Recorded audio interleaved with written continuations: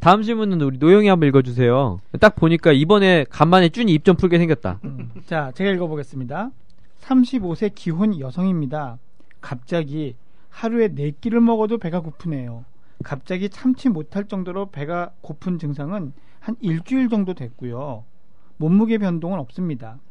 식탐이 있거나 과식을 자주 하는 스타일도 아니었는데 꼬르륵 소리가 들릴 정도로 배가 고파서 참을 수가 없네요. 평소에 앓고 있던 질병은 없고요. 가족력은 아버지가 당뇨 합병증으로 58세에 돌아가셨습니다. 제 키는 157cm에 몸무게 51kg. 혈압은 평소 90에서 60 정도로 좀 낮은 편인데요. 진짜 컨디션 좋을 때는 100에서 65 정도 되고요. 컨디션 안 좋을 때는 75에서 55 정도입니다. 제가 당뇨를 의심해야 할까요? 라고 해주셨네요. 이거는 당뇨는 아니고요. 이렇게 생길 수 있는 게 크게 4가지가 있는데요. 첫 번째가 저희가 흔히 얘기하는 당뇨병 걸리기 전에 당뇨병 전 단계가 있습니다. 이 당뇨병 전 단계에서는 인슐린이라고 하는 게 호르몬이 나와갖고 혈당을 떨어뜨려야 되는데 이 인슐린 호르몬의 기능이 떨어지면서 인슐린 분비량이 늘어나거든요. 근데 그게 혈당이라는 걸 떨어뜨리기 때문에 식사를 한 상태에서 혈당이 급격히 올라가는 거를 조절하기 위해서 인슐린이 과다 분비가 되면 과다 분비된 상태에서 혈당이 정상으로 떨어지는데요.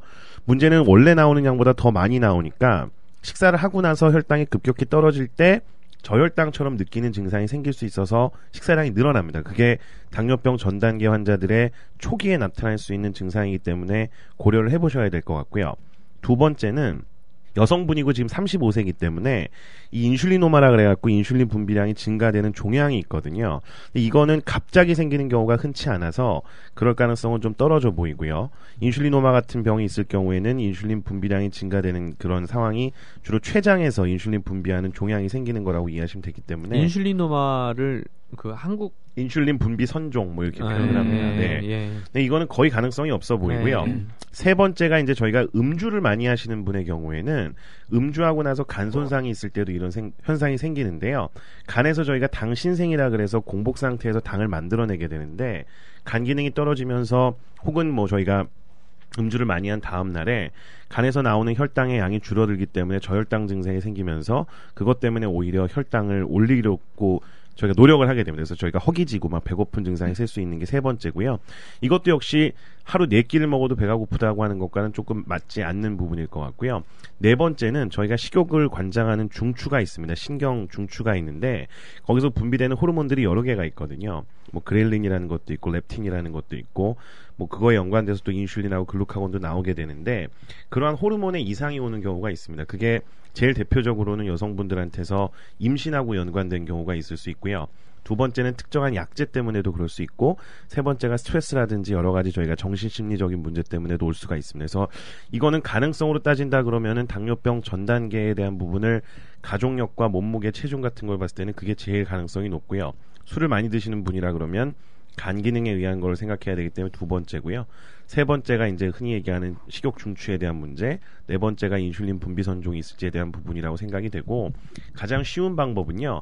금식을 하신 상태에서 혈당을 자가로 측정을 해보시면 금방 구별이 됩니다. 그 제일 먼저 말씀드렸던 거는 자가혈당 측정을 하면 혈당이 계속 정상이에요. 그러다가 순간적으로 식사 후에 한 3시간, 4시간이 지나가면 저혈당이 옵니다. 그래서 음식을 드시고 나서 4시간 정도 있다가 혈당을 측정해 보셔서 저혈당이 오면 대부분의 경우에는 그 당뇨병 전 단계를 생각을 해야 되고요. 간 기능 이상에 대한 거는 음주를 딱 끊어보고 증상이 없어지면 좋아지는 거니까 그건 굉장히 쉬운 방법이고요. 세 번째인 식욕 중추에 대한 부분은 원인이 되는 게 있는지를 한 번 정도 확인해 보실 필요가 있을 것 같고 네 번째에 해당하는 인슐린 분비 선종은 이 세 가지가 다 아니다 그러면 이건 병원에 입원해서 검사를 해야 되는 거라서 일단 세 가지를 먼저 보시는 게 맞을 것 같습니다. 그리고 뺄 게 없다. 아니, 우리 아무 말도 못하고. 아니, 훌륭해. 병원을 갈 필요가 없겠어요. 진료가 끝났습니다. 진료가 끝났어요. 다음 환자분 들어오세요. 네. 그거 물어봐야 되거든. 자가용 측정기는 얼마나 하나요? 비싼가요? 가격은 보통 몇만 원 하죠. 7만 원에서 20만 원까지 있습니다. 네. 지금 그 청취자분들은 이렇게 말씀드려도 안 믿으실 것 같은데 쭈니는 저 문제를 지금 즉석에서 받았거든요. 네. 먼저 알려주지도 않았어요. 대본도 미리 못 먼저 주지도 않는데 되게 불성실한 회사 같아요. 이게 좋은 게 아닌 것 천재 같아요. 캐릭터, 천재 캐릭터. 천재 캐릭터인데. 천재 캐릭터야. 딱 보자마자 뇌생남만 오면 약간 그거만 못하는. 못하겠어요, 어쨌든 저는. 결론은 당뇨 전 단계일 가능성이 제일 높아 보인다라는 네, 게 왜냐하면 결론이군요. 가족력도 있고. 네, 뭐. 가족력도 있다는 게 제일 중요하고요. 그런 정도의 가족력 있고 기혼 여성이라는 걸 딱 봤을 때는 약간 전 단계를 고려를 해야 됩니다. 그리고 의외로 임신의 가능성도 있다. 생각해야 됩니다. 이런 네. 것까지 말씀해 주셨습니다. 그리고 음주 여부가 굉장히 중요하고요.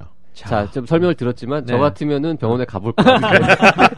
검사하면 금방입니다. 네, 검사해봐야 네. 될 것 같아요. 네. 오늘 리뷰 플러스는 여기까지입니다.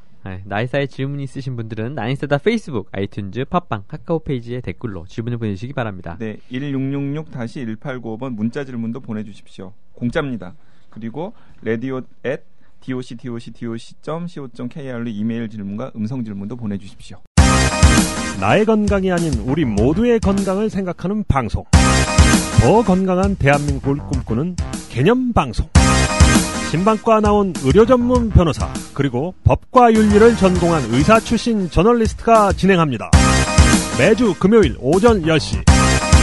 볼리는 신문? 아니 들리는 신문. 히포크라테스!